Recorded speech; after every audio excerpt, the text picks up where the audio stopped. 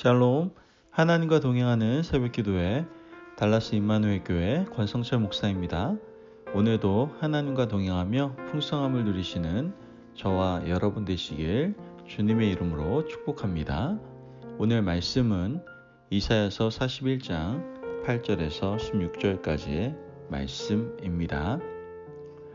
그러나 나의 종 너 이스라엘아, 내가 택한 야곱아, 나의 벗 아브라함의 자손아, 내가 땅 끝에서부터 너를 붙들며 땅 모퉁이에서부터 너를 부르고 내게 이르기를 너는 나의 종이라.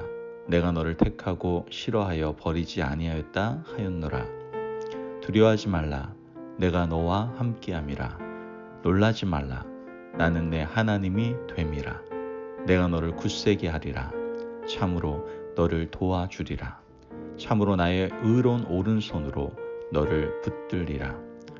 보라, 내게 노하던 자들이 수치와 욕을 당할 것이요 너와 다투는 자들이 아무것도 아닌 것 같이 될 것이며 멸망할 것이라. 내가 찾아도 너와 싸우던 자들을 만나지 못할 것이요 너를 치는 자들은 아무것도 아닌 것 같고 허무한 것 같이 되리니, 이는 나 여호와 너희 하나님이 내 오른손을 붙들고 내게 이르기를 두려워하지 말라. 내가 너를 도우리라 할 것임이니라. 버러지 같은 너 야곱아, 너희 이스라엘 사람들아 두려워하지 말라. 나 여호와가 말하노니 내가 너를 도울 것이라. 내 구속자는 이스라엘의 거룩한 이이니라. 보라, 내가 너를 이가 날카로운 새 타작기로 삼으리니 내가 산들을 쳐서 부스러기를 만들 것이며 작은 산들을 겨같이 만들 것이라. 내가 그들을 까부른즉 바람이 그들을 날리겠고 회오리 바람이 그들을 흩어버릴 것이로되 너는 여호와로 말미암아 즐거워하겠고 이스라엘의 거룩한 이로 말미암아 자랑하리라. 아멘. 하나님의 말씀입니다. 여러분, 어릴 때 학대를 받고 자란 아이들은 겉보기는 멀쩡해 보일지 모르겠지만 내적인 자존감에 큰 상처를 받게 됩니다. 자존감에 상처를 받은 아이들은요, 성취감이 떨어지고 어떤 일을 하더라도 불안한 모습을 보이게 되죠.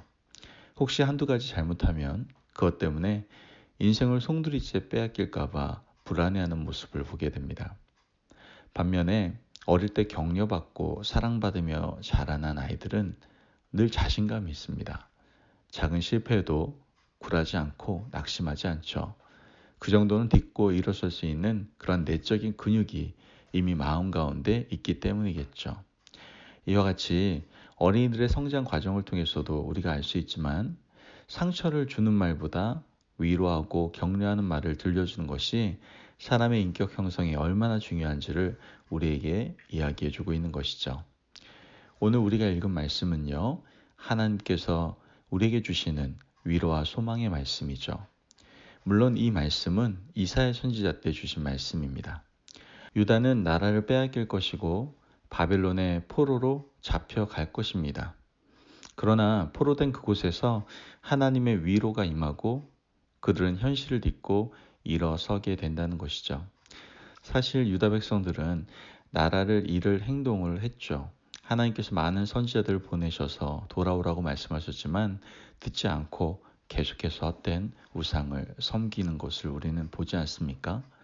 우상 앞에 절하고 영적 순교를 다 버렸죠. 결국 유다 백성들은 나라를 잃고 포로로 잡혀가게 되죠.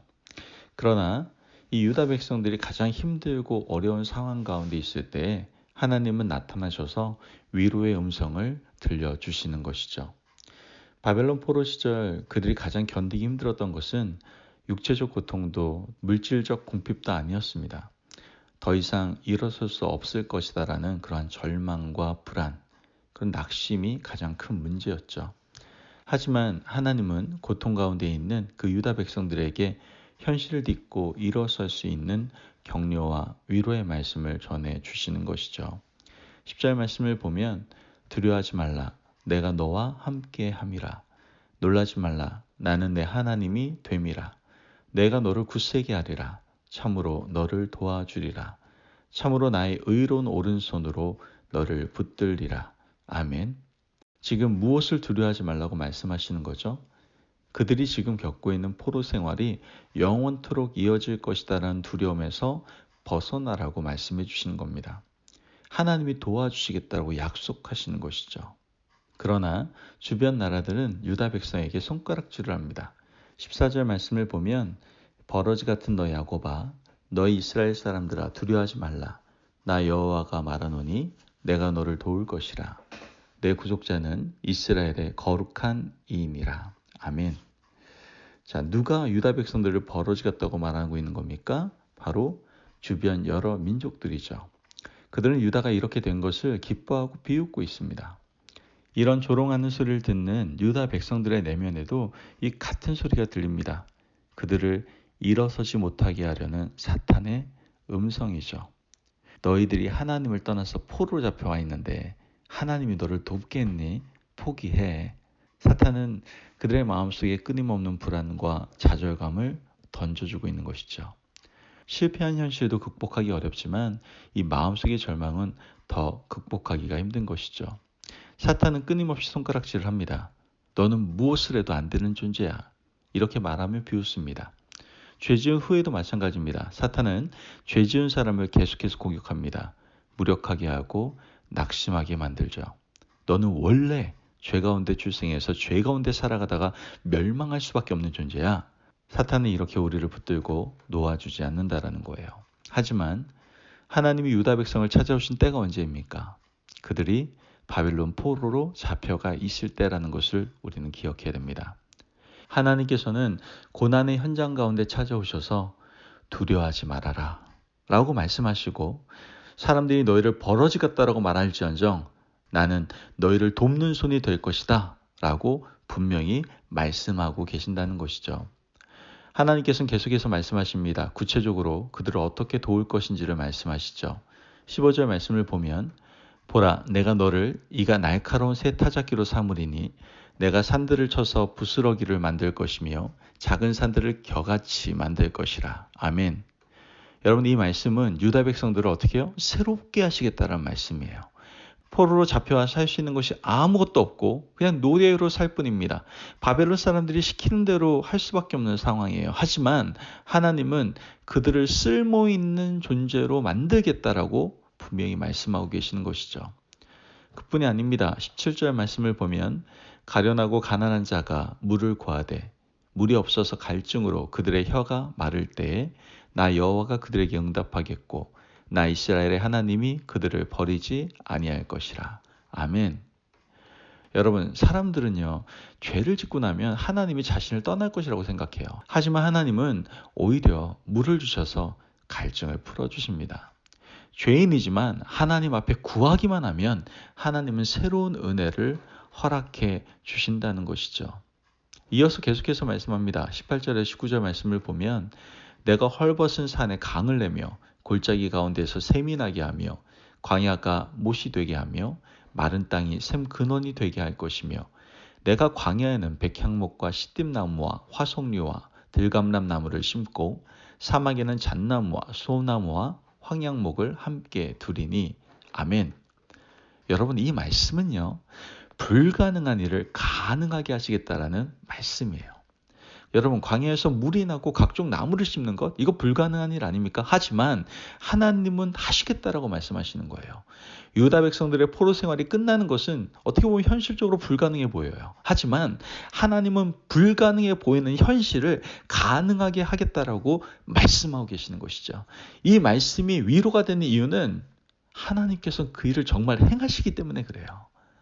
여러분 성경은 불가능을 가능으로 바꾸시는 하나님의 역사입니다. 믿으십니까? 아멘. 하나님이 모세를 찾아오실 때요. 모세의 형편을 한번 생각해 보세요. 이집트 왕위 계승 서열에 있었던 모세가 사람을 죽이고 미디안 광야로 도주하지 않습니까? 40이 넘어서 도주해서 약 40년 동안 미디안 광야에서 도망자 신분으로 살았어요. 사람들과 교류하지 않았기 때문에 찬란한 이집트 학문을 배운 자라고 생각할 수 없을 만큼 이 모세는 말도 제대로 못하는 사람이 되고 말았죠. 하지만 하나님은 모세에게 찾아오셔서 말씀하셨어요. 내가 너를 통해 이스라엘 백성들을 출애굽시키겠다라고 말씀하셨죠.